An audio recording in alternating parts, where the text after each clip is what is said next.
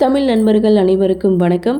அக்னி சிறகு சேனல் சார்பாக இந்த வீடியோவுக்கு உங்களை அன்புடன் வரவேற்பது நான் உங்கள் கௌசி. கார்த்திக் ரேவதி சீரியலுடைய நாளைய எபிசோடுக்கான ரிவ்யூ என்ன அப்படின்றத பார்க்கலாம். எபிசோடை பொறுத்த வரைக்கும் கார்த்தி பக்காவாக ஒரு பிளானை போட்டு தமிழில் எந்த தவறும் இல்லை அப்படின்றத பஞ்சாயத்து மூலமாக நிரூபிக்கிறாங்க. அந்த பொண்ணோட லவரும் இதுக்கெல்லாம் காரணம் சிவனாண்டி தான், அவங்க சொன்னதுனால தான் இவ அப்படி செஞ்சா அப்படின்னு சொல்லி சிவனாண்டி கொடுத்த பணத்தையும் பஞ்சாயத்தில் கொடுத்துட்டு பஞ்சாயத்தில் மன்னிப்பும் கேட்குறாங்க. அப்போது சுற்றி இருக்கிறவங்க சிவனாண்டியை நாக்க பிடுங்கிக்கிற மாதிரி கேள்வியெல்லாம் கேட்குறாங்க. இப்படி பொண்ணை வச்சு பிளான் போட்டதுக்கு பதிலாக நீ வேறு ஒரு தொழிலை செய்திருக்கலாம் அப்படின்னு சொல்லி சிவனாண்டியை அசிங்கமாக பேசுகிறாங்க. அதே பஞ்சாயத்து தலைவரும் ஒரு நல்லவனை கெட்டவனாக காமிக்க ஒரு பொண்ணு தன்னைத்தானே அவமானப்படுத்திப்பாளா, நான் எத்தனையோ பஞ்சாயத்தை பண்ணியிருக்கேன், ஆனால் இப்படி ஒரு அசிங்கத்தை நான் பார்த்ததே கிடையாதுன்னு அவரும் ஒரு பக்கம் ஃபீல் பண்ண, இதை பார்த்த சந்திரா இவனை மாட்டி விடலான்னு பார்த்தா இன்றைக்கி ஏன் புருஷன் எப்படி மாட்டிக்கிட்டாரேன்னு சந்திரா ஒரு பக்கம் மைண்ட் வாய்ஸ் கொடுக்க, அடுத்து சாமுண்டீஸ்வரி கிட்ட என்ன பண்ணலான்னு பஞ்சாயத்து தலைவர் கேட்குறாங்க. அப்போது இந்த மாதிரி ஆளுகளை போலீஸில் தான் பிடிச்சி கொடுக்கணும் அப்படின்னு சாமுண்டீஸ்வரி ஒரு முடிவெடுக்கிறாங்க. நேருக்கு நேராக மோத முடியாமல் இப்படி மறைமுகமாக மோதுற உனக்கெல்லாம் எதுக்கு மீசன்னு சாமுண்டீஸ்வரி ஒரு பக்கம் கேட்க, அடுத்து மாப்பிள்ளை மயில் வாகனத்துக்கிட்ட சொல்லி போலீஸுக்கு கால் பண்ண சொல்கிறாங்க. அவரும் போலீஸ்க்கு கால் பண்ணுறாங்க. அடுத்த செகண்ட் போலீஸும் இங்கே ஸ்பாட்டுக்கு வந்தாச்சு. சிவனாண்டியையும் அரெஸ்ட் பண்ணி கூட்டிக்கும் போயாச்சு. அப்படி போகும்போது முறைச்சிட்டே தான் போயிட்டுருக்காரு. அப்படியே சீனை கட் பண்ணால் பஞ்சாயத்து தலைவர் அங்கேருந்து கிளம்பிட்டாங்க. அப்போது ராஜராஜன் கார்த்திகிட்ட மன்னிப்பு கேட்குறாங்க. அப்போது மாப்பிள்ளை மயில் வாகனம் இதுக்கு தான் பெரியவங்க சொல்லியிருக்காங்க, கண்ணால் காண்பதும் போய் காதால் கேட்பதும் போய் தீர விசாரிப்பதே மெய்யின்னு சும்மாவா சொன்னாங்க அப்படின்னு சொல்ல, நீங்கள் சொல்கிறதும் கரெக்டு தான் அப்படின்னு சொல்லி பேசிகிட்டு இருக்கும்போது அதை பார்த்த சாமுண்டீஸ்வரி இங்கே கார்த்தியை வீட்டுக்கு கூப்பிடுறாங்க. ஸோ நீ வழக்கம் போல் வீட்டில் இருக்கிற மாதிரி நீ வீட்டில் இரு, வேலையை பாரு அப்படின்னு சொன்னதும் இவனை எப்படியாவது வீட்டை விட்டு துரத்திடணும்னு எதிர்பார்த்துட்டு இருந்த சந்திராவுக்கும் மாயாவுக்கும் இது மிகப்பெரிய அதிர்ச்சி தான். ஸோ 2 பேரும் ஷாக்கிங்கில் நின்றுட்டுருக்காங்க. ஸோ அப்படியே சீனை கட் பண்ணால் இங்கே அடுத்த ஒரு மீட்டிங்கை சாமுண்டீஸ்வரி வீட்டில் போடுறாங்க.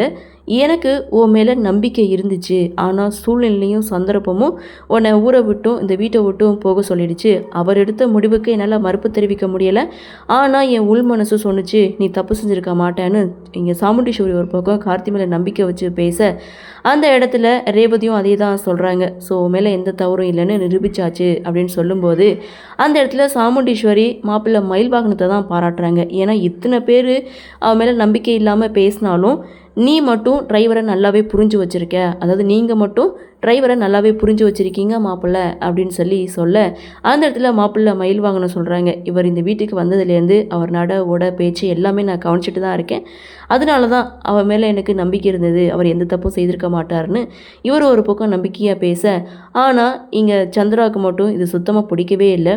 அப்போது சாமுண்டீஸ்வரி ரேவதியுடைய கல்யாணத்தை கார்த்திக்கிட்டே ஒப்படைக்கிறாங்க. இந்த கல்யாண பொறுப்பை நீ தான் சிறப்பாக செய்து முடிக்கணும்னு சொல்ல, என்னால் எந்த அளவுக்கு முடியுமோ அந்த அளவுக்கு சிறப்பாக பண்ணிவிடுவேன்னு கார்த்தியும் வாக்கு கொடுக்க, அதை பார்த்த சந்திரா நீ மிகப்பெரிய தப்பு பண்ணிகிட்டு இருக்கா அக்கா அப்படின்னு மறுபடியும் அரைச்சமாவையே அரைக்க ஆரம்பிக்கிறாங்க. என்ன அப்படின்னா மாப்பிள்ளை மகேஷை கடத்தின விஷயத்தில் இவன் இன்னும் நிரூபிக்கவே இல்லை. அப்படி இருக்கும்போது இவனை எப்படி மறுபடியும் வீட்டுக்குள்ளே கொண்டு வந்த அப்படின்ட்டும் அந்த கல்யாண பொறுப்பை எப்படி அவங்ககிட்டே நீ ஒப்படைக்கிற அப்படின்ற மாதிரியும் சாமுண்டீஸ்வரி கிட்ட சந்திரா கேட்க, அப்போ சாமுண்டீஸ்வரி சொல்கிறாங்க, உனக்கு எத்தனையோ தடவை நான் சொல்லி புரிய வைக்க நினைக்கிறேன், ஆனால் நீ புரிஞ்சுக்காம இப்படியே பேசிகிட்டு இருந்தா இப்படி கல்யாணத்துக்குள்ளே நிரூபிக்கணும்னு அவனுக்கு டைம் கொடுத்துருக்கு. அப்படி இருக்கும்போது நீ ஏன் முந்திக்கிற, கண்டிப்பாக அவர் நிரூபிப்பார் அப்படின்னு சொல்லி சாமுண்டீஸ்வரி இப்போவும் இங்கே கார்த்திக்கு தான் சப்போர்ட் பண்ணுறாங்க. ரேவதியும் அதே தான் சொல்கிறாங்க, கல்யாணம் வரைக்கும் அவருக்கு டைம் இருக்குது, கூடிய சீக்கிரம் அவர் நிரூபிப்பார் அப்படின்னு சொல்லிட்டு அப்படியே கூட்டத்தை கலைக்கிறாங்க. ஸோ அந்த இடத்துல மாப்பிள்ளை மயில் வாகனம் ஏற்கனவே ஒரு படம் பார்த்தேன்னு சொன்னியேப்பா, அக்கா தங்கச்சி படம், அதை முழுசாக பார்த்து முடிச்சிட்டியாப்பா அப்படின்னு இங்கே கார்த்திகிட்ட கேட்க, அதை பார்த்த சந்திரா முறைச்சி பார்த்துட்டு நின்றுட்டுருக்காங்க. அப்போது கார்த்தி சொல்கிறாங்க, இன்னும் பார்க்கல அப்படின்னு சொல்லிட்டு அதில் அவங்க தங்கச்சி புருஷனை போலீஸ் அரெஸ்ட் பண்ணி கூட்டிகிட்டு போயிடுச்சு அப்படின்னு சொல்ல, தங்கச்சி புருஷனுக்கு என்ன நிலைமையோ அதே தான் கூடிய சீக்கிரம் அந்த தங்கச்சிக்கும் அப்படி தானப்பா அப்படின்னு சொல்ல, படத்தை என்ன முழுசாக பார்க்கல, பார்த்து முடிச்சுட்டு அதுக்கப்புறம் நான் சொல்கிறேன்னு இங்கே ஜாட மாடையாக பேச, இங்கே சந்திராவுக்கு புரிஞ்சிடுச்சு. ஸோ இவங்க 2 பேரும் நம்மளை தான் பேசுகிறாங்கன்னு சொல்லிட்டு முறைச்சிக்கிட்டே அங்கேருந்து போகிறாங்க. அப்படியே சீனை கட் பண்ணால் மாப்பிள்ளை மயில் வாகனம் கார்த்தியோட ரூமுக்கு வந்து மாமாவை எங்கேயாவது பாத்தியாப்பா அப்படின்னு சொல்லி கேட்க, அட சும்மா இருங்க, நீங்கள் இப்படி ஏதாவது சொன்னீங்கன்னா எல்லாருக்கும் சந்தேகம் வந்துடும், இப்படிலாம் பேசாதீங்க அப்படின்னு சொல்லும்போது இங்கே ராஜராஜனுடைய என்றே. ஸோ இங்கே 25 வருஷத்துக்கு அப்புறம் தான் அம்மாவையும் தங்கச்சி புள்ளியையும் பார்த்துருக்காரு. அந்த ஒரு சந்தோஷத்தில் கோவிலுக்கு போயிட்டு பிரசாதம் கொண்டு வந்து கார்த்திக்கு கொடுக்குறாங்க. வார்த்தைக்கு வார்த்தை கார்த்தியை பார்த்து மாப்பிள்ளை மாப்பிள்ளைன்னு ஆசையோடு கூப்பிட, நான் சொல்கிறேன்னு தப்பாக நினச்சிக்காதீங்க, இப்படி நீங்கள் கூப்பிட்டீங்க கண்டிப்பாக நம்ம மாட்டிப்போம், அப்புறம் அத்தை என்னை வீட்டை விட்டு வெளியில் அனுப்பிடுவாங்க, அப்போ நினச்ச காரியம் நடக்காமல் போயிடும் அப்படின்னு சொல்லிட்டு, வழக்கமாக என்னை எப்படி டிரைவர்னு கூப்பிடுவீங்களோ அதே மாதிரி கூப்பிடுங்க அப்படின்னு சொல்ல, எப்படிப்பா முடியும், இத்தனை வருஷமாக பார்க்காத ஒன்று நான் பார்த்துருக்கேன், இப்படி மாப்பிள்ளைன்னு கூப்பிட்டா தானப்பா நல்லாயிருக்கும் அப்படின்னு சொல்ல, மாட்டிக்கிட்டால் பெரிய பிரச்சனையாயிடும் அப்படின்னு சொல்லும்போது, ஓகே நீ சொல்கிற நான் செய்கிறேன் அப்படின்னு சொல்ல, இதை விடுங்க, இது ஒரு பெரிய பிரச்சனையே கிடையாது, ஆனால் இந்த மாயா மகேஷ் இவங்க 2 பேரும் கெட்டவங்க அப்படின்றத நிரூபிக்கணும் அப்படின்னு சொல்ல, இங்கே ராஜராஜனுக்கு ஒன்றுமே புரியலை. அப்போ தான் ஒட்டுமொத்த சீனையும் 2 நிமிஷத்துலேயே ஓட்டி காமிக்கிறாரு கார்த்தி. அதாவது மாயா மகேஷ் இவங்க பற்றின எல்லா உண்மையும் ராஜராஜன்கிட்ட சொல்லிட்டாங்க. அவங்க 2 பேருக்கும் இடையில தப்பான ஒரு உறவு இருக்குது அப்படின்றத சொன்னதும் இங்கே ராஜராஜன் செம ஷாக்கிங்கில் இருக்காங்க. அடுத்து என்ன நடக்கும் அப்படின்ற ஒரு எதிர்பார்ப்போட இன்னைக்கு எபிசோட முடிச்சிருக்காங்க.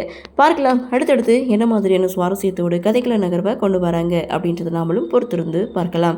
இன்றைய பகுதி பற்றினா உங்களுடைய கருத்தை வழக்கம் போல கமெண்ட் செக்ஷனில் பதிவு பண்ணுங்கள். இந்த வீடியோ உங்களுக்கு பிடிச்சிருந்தா லைக் பண்ணுங்கள், ஷேர் பண்ணுங்கள், மறக்காமல் நம்ம சேனலை சப்ஸ்கிரைப் பண்ணிக்கிறீங்கன்னு சொல்லி இந்த வீடியோவிலிருந்து விடைபெறுகிறேன். நன்றி, வணக்கம்.